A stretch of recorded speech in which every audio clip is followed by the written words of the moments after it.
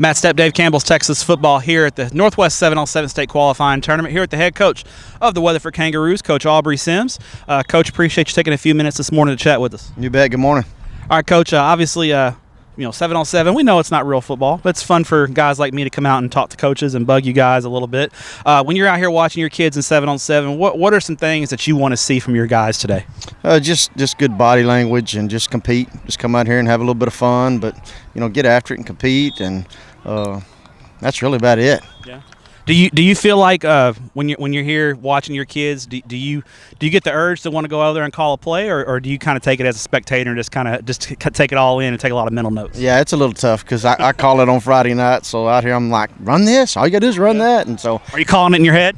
I'm calling it in my head, which there's times that my quarterback, he'll call the play that I'm thinking. I'm like, yeah, we're getting there, man. There you go. And this is about growth, and you want to look for kids to step up and be leaders, and maybe when things don't go well, not like I said, not hanging your heads, seeing kids pick each other up. Those are the kind of things that you're those intangible things you're looking for, right? That's exactly right. Yes, sir. All right, Coach. Last year you get to Weatherford, in the middle of the offseason, COVID was kind of we were starting to loosen up a little bit, and you were able to have a little bit more of an offseason. But this year, you've had a full offseason with your guys from the end of the season to now.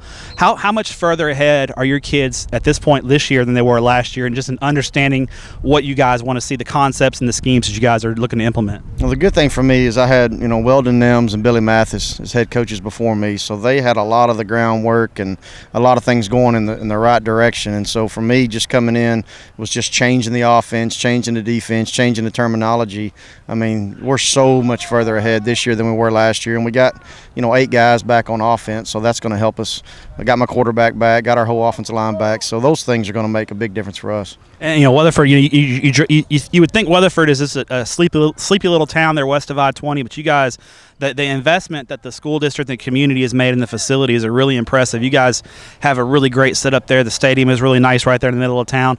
When you were interviewing for the job, was that one of the things that really attracted you to the job? Was the setup and the commitment to the athletic program that the community has shown? Without a doubt. I mean, our superintendent and our school board, they want athletics to be successful. They want our kids to be successful in everything, but they realize where Weatherford has been, especially in football, and so they're trying to help me change that. So we've made a lot of different things going on at our junior highs and high school, and facility-wise, I mean, we got one of the best weight rooms in the state of Texas.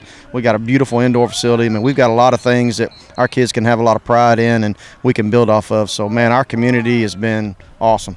Year one, I would say overall, I mean, I know the expectations for you personally are really high, but I thought 7-4 in your first year was a pretty solid season.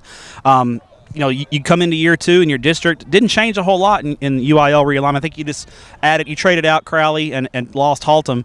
Overall, how do you see the district shaking out? I'm assuming everyone still, looks on paper and says Trinity is a team to beat, but it looks like from top to bottom, it's a district that's improving year in and year out. Yeah, and I just think the biggest biggest trap you can fall into for our kids is just it ain't about last year. I mean, every year is a little bit different. Everybody's teams is different. So, we've got to put in our work and just worry about us right now and just make sure we're ready come Friday night, whoever we're playing. All right, and when you talk about Friday night, when you look at your ball club, you mentioned 8 starters back on offense. What are the things that the Kangaroos are going to hang their hats on in 2022?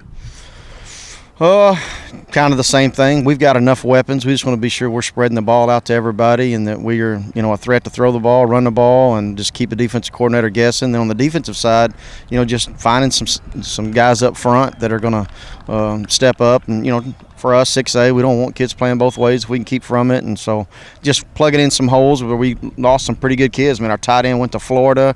Our linebackers walking on at Texas. I mean, we had some dudes last year. So, just having some kids step up and fill those roles. Final question for you, Coach. To tell us, post-game meal after a win, what's your post-game go-to meal? What are you celebrating with? What's the go-to after a big win?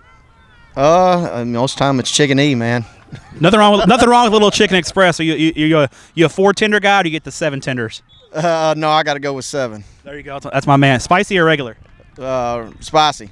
That's my man, Coach Sims. Spicy tenders. There you go. Greg Powers, I know you love it. Coach, appreciate your time. Yes, good luck watching your kids today, and good luck in 2022. Appreciate it.